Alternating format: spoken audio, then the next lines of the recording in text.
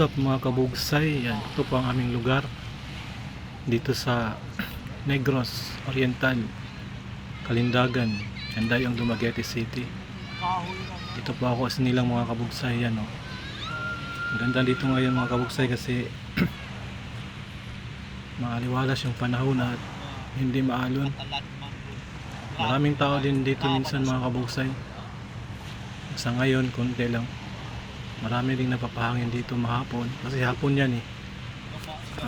Dito kami lumalaot mga kabugsay. Ayan ang aming lugar. Maganda dito mga kabugsay kasi marami kang makikitang barko at nangingisda. Ayan po ang aming aso, ang mabait at makulit naming aso. At saka mga kabugsay, yan ang bangkang ginagamit namin mga kabugsay kapag lumalaot kami mga kabugsay. Yan o, maliit lang yan mga kabugsay, hindi di motor, may lambat yan.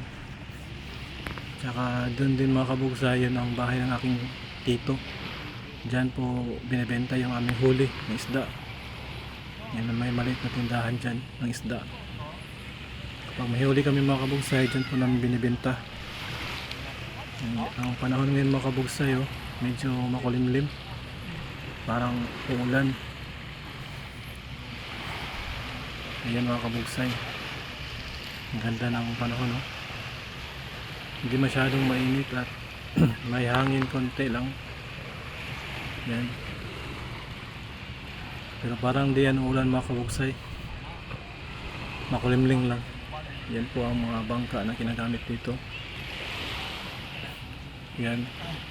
So yun lang po mga kabugsay. Ingat ko lagi. God bless.